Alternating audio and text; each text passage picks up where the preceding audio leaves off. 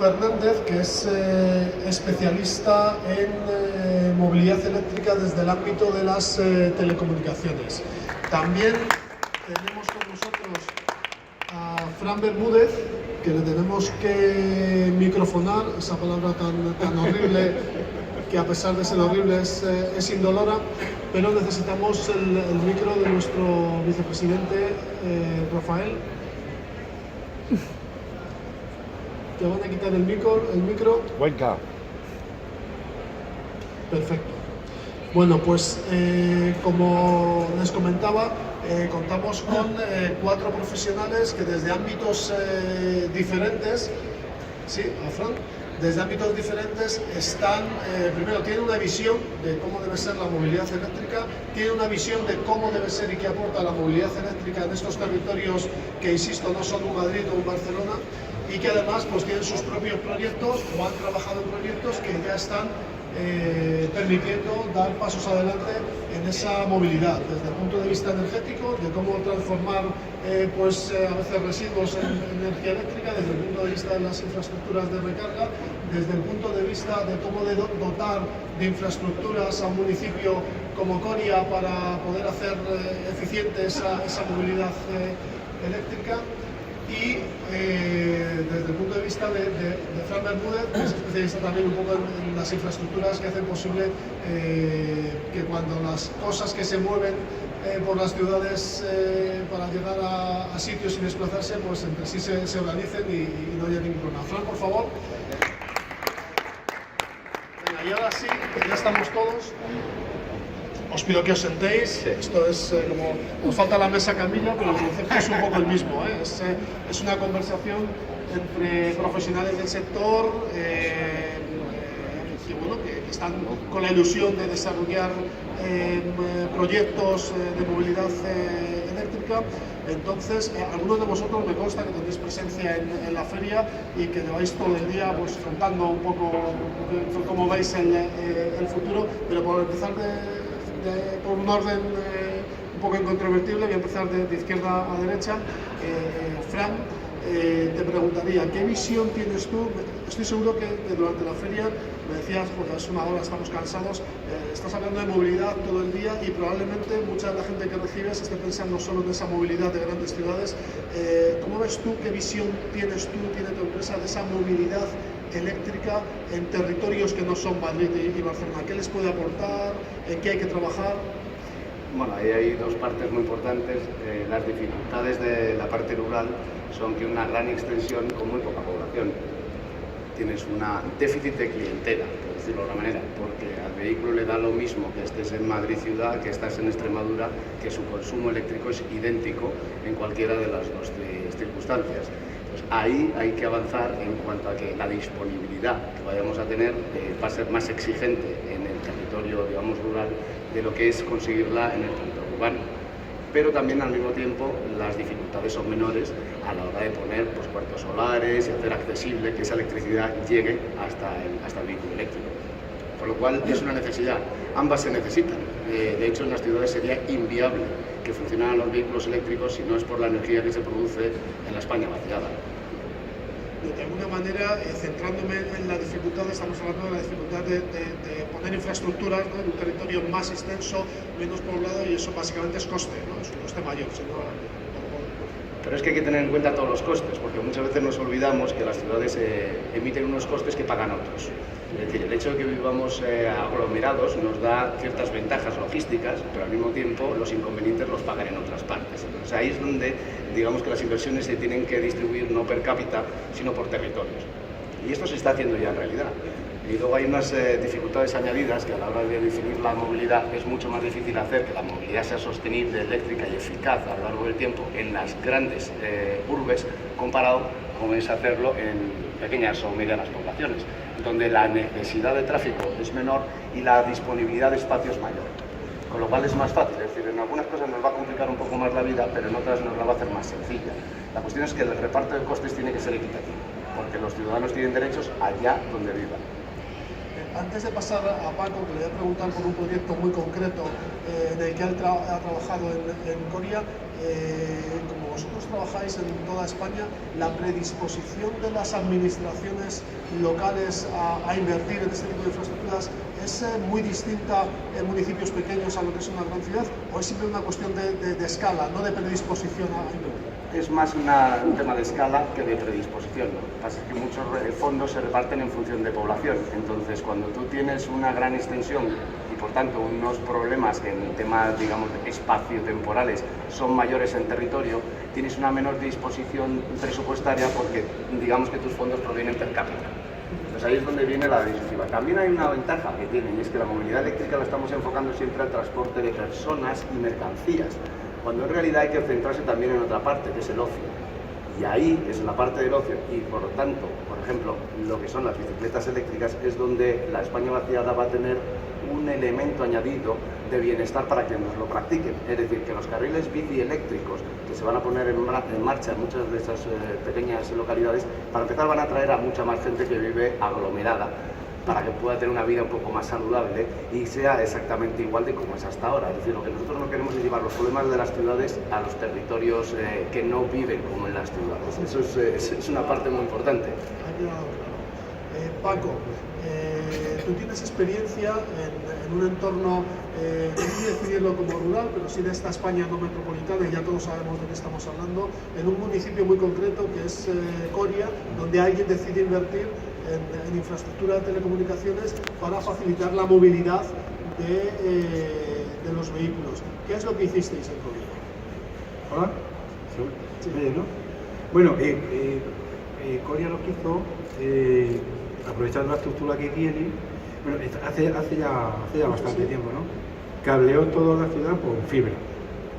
Sí, pues, para mí es relativamente sencillo, la fibra ha bajado mucho de precio, y es relativamente sencillo pues usar alcantarillas, cableado eléctrico, porque la fibra es inmune a elementos meteorológicos, eléctricos, o sea, es muy bueno. Entonces, si yo tengo todo el entorno cableado, pues tengo estructura para todo. Tengo telefonía, tengo vídeo, tengo voz, tengo wifi, que es a dónde vamos, porque claro, el vehículo, bueno, en su parte elemental, bueno, vemos un poquito la movilidad en función en su parte elemental por GPS. El coche esté conectado. Exacto. Pero claro, cuando ahora mismo la cobertura, por desgracia, es la que es. Entonces, si ya hay una cobertura tipo 4G y tal, como puede ser en las grandes ciudades, pues evidentemente el coche eléctrico da muchas más facilidades, muchas más comodidades, más rapidez, más información. Y luego está el salto del 5G. Con el 5G. ¿Cómo ves tú, con tu experiencia, y comentabas el caso este de Coria, cómo de retrasada está esa España vaciada, esos municipios de tamaño mediano y pequeño respecto a las grandes ciudades? ¿Queda mucho por hacer? Yo he visto pocos casos como ese, es decir, que se cablee toda la ciudad, ni siquiera en zonas urbanas. Bueno, aquí en las zonas centrales lo hacen en compañías privadas, pero en zonas rurales lo que hay que hacer es quitar el cobre y meter la fibra, no perder más tiempo. ¿Y eso de qué depende? ¿De cierta predisposición de las autoridades locales? ¿Quién da el primer paso? ¿La iniciativa privada, los ayuntamientos? Yo creo que, no sé, ahí ya que me pillas. Pero es un coste relativamente bajo, muy bajo, ha bajado mucho el precio. Y el beneficio es enorme, es enorme. Muy bien. Pues gracias, Paco. Presentamos también a Daniel Anca, que es miembro de CAREX y de LOABRE, y que su lugar en el mundo de la movilidad eléctrica está más del lado de la generación de energía, ¿no? Y de una manera muy peculiar de generar energía, pero que puede ser muy importante para territorios como Extremadura, donde tienen la materia prima para generar esa energía eléctrica. Cuéntanos un poco qué es lo que hacéis vosotros. Pues simplemente, o estructurándolo muy básicamente, transformamos la basura de todo lo que se puede generar, tanto en ciudades como en polígonos, como en explotaciones agrarias, en energía, ya sea componente eléctrico, ya sea calor o derivados del petróleo. Si enfocamos únicamente a lo que estamos hablando hoy de energía, por cada tonelada de basura que genera una población, estamos sacando 1 megavatio de electricidad más 1 megavatio de calor, transformable también en electricidad a través de posibles turbinas. En el caso de Extremadura, que es lo que aquí nos centra, tenemos un inconveniente muy claro, un ejemplo muy claro. Tengo datos, me he tenido que sacar datos, como me pusiste tan corto el plazo, voy a ver si lo puedo concretar. Extremadura es una comunidad dependiente mucho de la energía nuclear, con lo cual los gobiernos están enfocados o alocadamente deseosos de cerrar centrales nucleares, con lo cual se necesita otra fuente de generación de energía. La basura, no solo la que generamos, sino toda la que hemos enterrado anteriormente, es una posibilidad de creación de energía 100% limpia a través de nuestra tecnología. A diferencia de la pirólisis, que es lo más parecido a lo que podemos generar nosotros, la diferencia es que nosotros reducimos en un 99,9% la emisión de CO2 a la atmósfera. Comparado con las emisiones que puede generar un coche híbrido, estamos 1200 veces menos productores de CO2 que un coche híbrido, por ejemplo. De manera que estamos hablando de una materia prima generadora de energía, en este caso energía eléctrica, para mover eventualmente vehículos eléctricos, que está al alcance de cualquier territorio.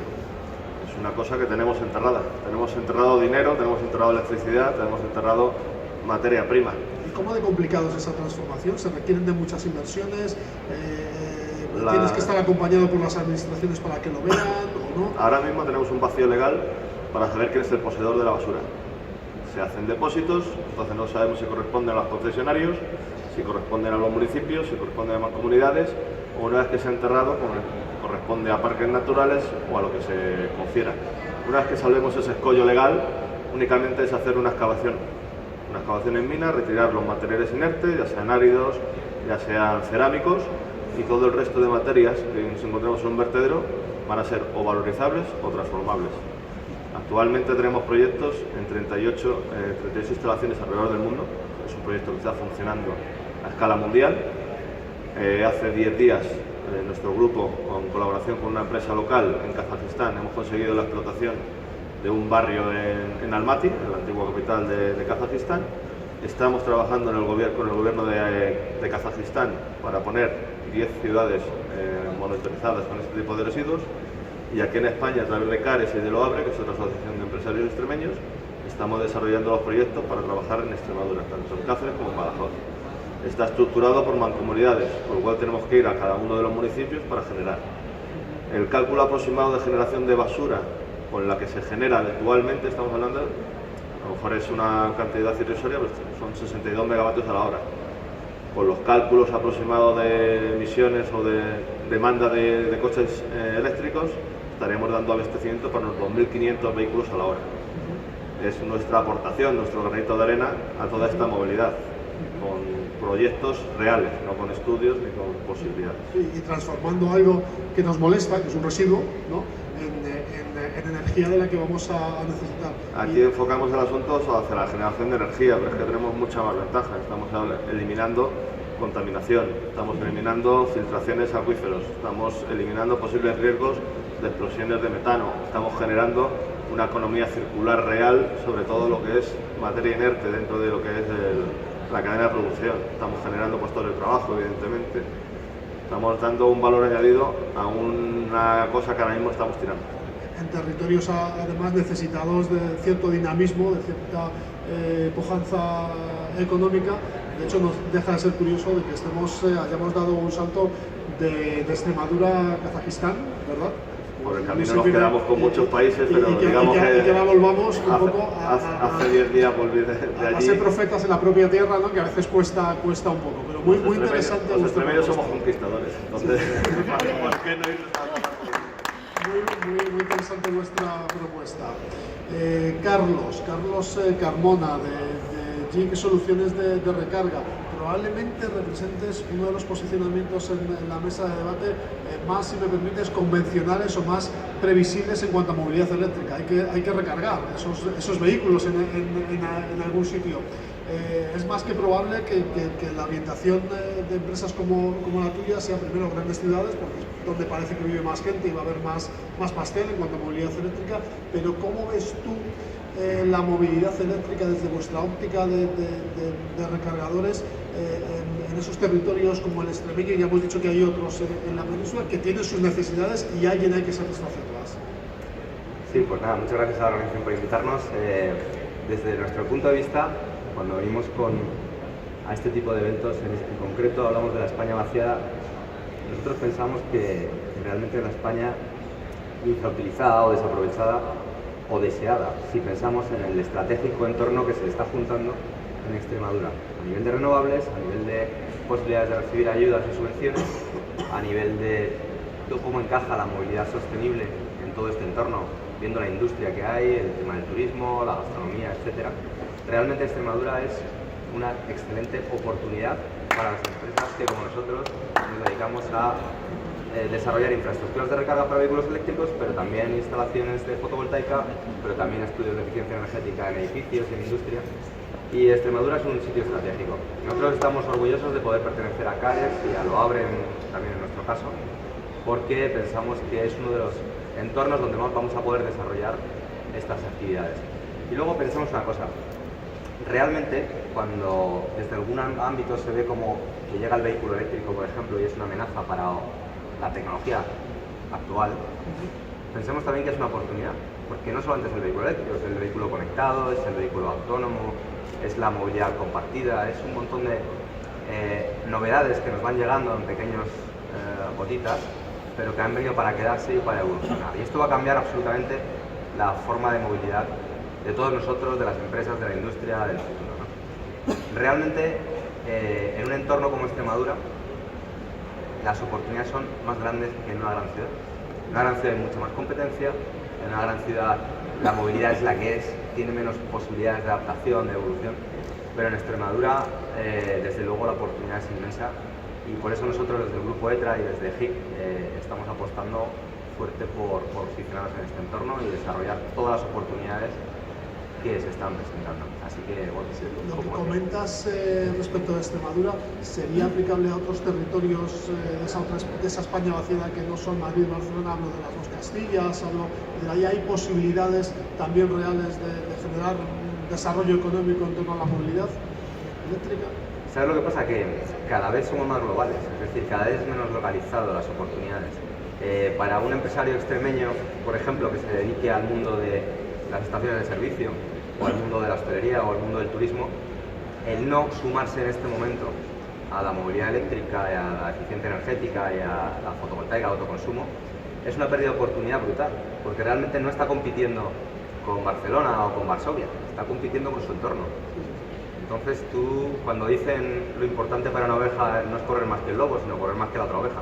O sea, realmente estás en un entorno que o evolucionas, y de hecho, en ese entorno, si evolucionas, es exponencial el crecimiento sobre el de al lado comparado con una gran ciudad. Por supuesto que en otros entornos todos tenemos envidia de Noruega, ¿no? Como ha evolucionado el tema del vehículo eléctrico, o nuestros vecinos de Portugal, que también avanzaron desde hace mucho tiempo, mucho más rápido que en España. Pero pensemos que es cierto que Extremadura es un gran receptor de subvenciones y mucho más que podría ser si hubiera más iniciativas y más solicitudes, digamos, pero también es cierto que lo que se haga en ese entorno va a tener mucho más impacto y mucha más repercusión en su entorno que en otros sitios. Pensemos ahora mismo, los grandes núcleos turísticos no son Benidorm o Budapest, que por supuesto lo siguen siendo, pero donde va el turismo de calidad, ese turismo que deja más rentabilidad, que deja más beneficio en la zona donde va, es un turismo que apuesta por la sostenibilidad, que apuesta por la movilidad sostenible, que apuesta por las energías renovables, que da un punto de calidad y de cero emisiones a todo su entorno, ¿no? Y esto para Extremadura es una oportunidad de oro de posicionarse realmente en el mundo al nivel que realmente se merece. Muchas gracias, Carlos. Vamos a intentar seguir un poco el timing horario que nos habían planteado. Se trataba fundamentalmente de dejar algún apunte en torno a qué ocurre con la movilidad eléctrica en esa España vaciada, en esa España no metropolitana, mostrar que hay proyectos desde distintas ópticas, desde distintos posicionamientos que están intentando aportar su granito de arena para desarrollar la movilidad en esos territorios, reflejar que lo que quiera que sea ese nuevo sector de la movilidad eléctrica contribuye a generar riqueza, porque detrás hay empresas, detrás hay empleo, contribuye a mejorar el bienestar de la gente que vive en esas zonas y además contribuye a generar una cierta cohesión territorial. Antes Rafael, el vicepresidente, nos hablaba del concepto Eurobec, ¿no? Ahora que parece que hay muchos que se empeñan en levantar fronteras, pues desde Extremadura de alguna manera lo que hacen es saltárselas, ¿no? Pasar de un lado a otro para generar actividad económica, generar empleo, generar bienestar. Está siendo muy interesante, pero tenemos que cumplir un poco con el horario previsto. Entonces yo simplemente daros a todos las gracias por habernos acompañado esta tarde. Mucho éxito en vuestros proyectos empresariales que contribuyen a dinamizar la movilidad eléctrica. Y bueno, pues que la próxima vez que nos veamos podamos decir, oye, Extremadura ha pasado de ser la sexta comunidad autónoma en cuanto a electromovilidad a estar, no voy a decir que la primera, porque la competencia de un Madrid, un Barcelona o un Cataluña es complicada y tal, pero que estemos ahí en el podio, ¿no? Por supuesto, si hay alguien en la sala que quiera preguntar, como Mónica, pues yo cedo el micro y bueno, ella pregunta. Gracias. Bueno, pues en este caso la pregunta es para Rafael Cuenca. Hay tanta desinformación, tanto opinismo tóxico frente a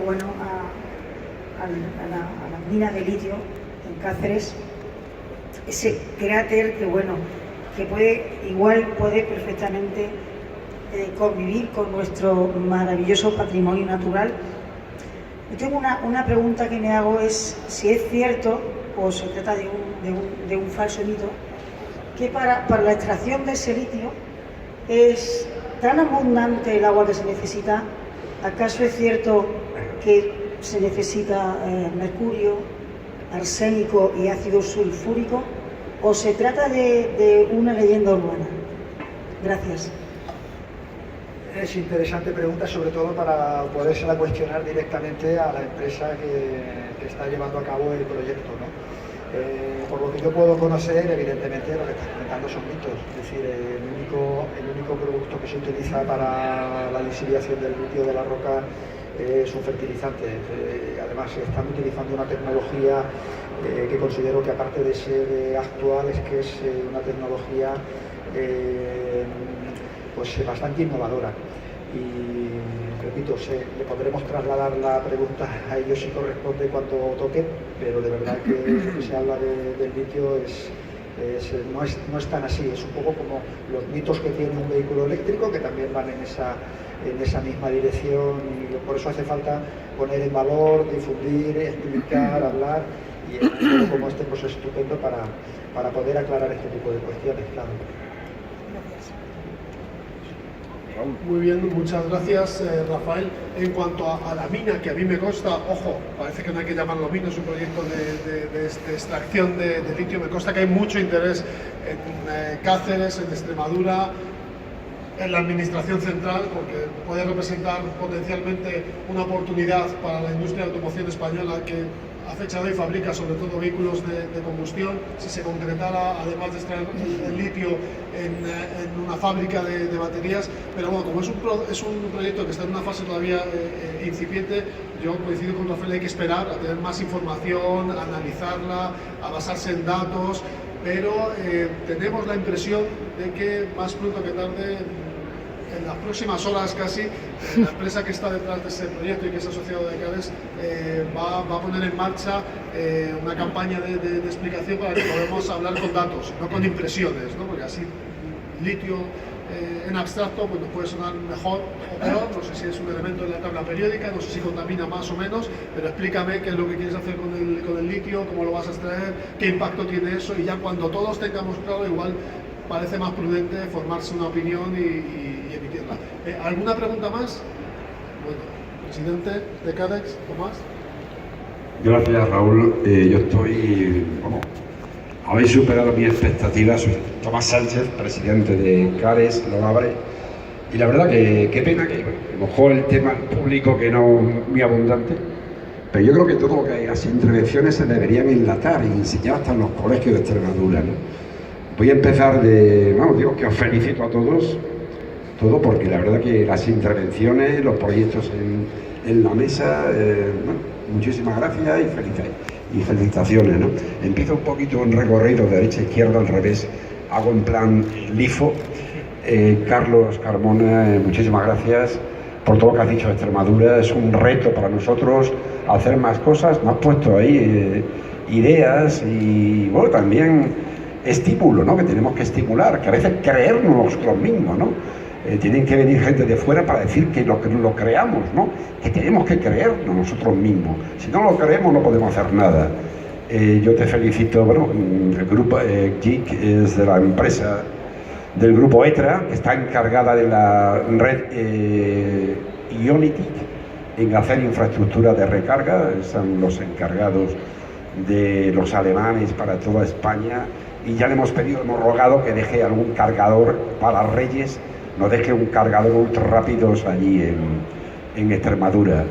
Grupo ETRA, Grupo ACS, no le gusta mucho hacerse la publicidad, y también, bueno, felicitaciones por la empresa, por el Grupo ACS, que no deja de ser la primera empresa en el mundo en facturación.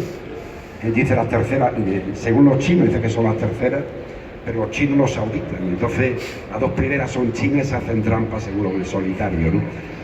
Que muchísimas gracias por estar aquí, porque nos realza Extremadura, y sobre todo por la iniciativa esta, ¿no? Parece que es un reto, que tenemos que hacer cosas, y eso, bueno, pues es un estímulo para todo Cares, y todo lo abre, que somos bastantes ya, y cada vez más, como decía Rafael Cuenca. Dani Anca, bueno, pues yo estoy también volcado con... Esto es la economía circular. A veces se hace muchas pajas mentales, se dejan los cajones, y esto explica muy bien Dani, que tenemos enterrado un capital. Yo me voy a esforzar para Extremadura. Tantas han creado doble de consejerías, las diputaciones, Badajoz, las mancomunidades, Redex y tal, en que esto es un proyecto viable, al igual que están haciendo en Kazajistán, y poner allí que sean recoger basura y cargar coches. Esto es realmente la economía circular. El 2020 al 2030, 2040, no lo sé cuándo lo hagamos, pero seguro que con dedicación e ilusión podemos acortar fechas, ¿no?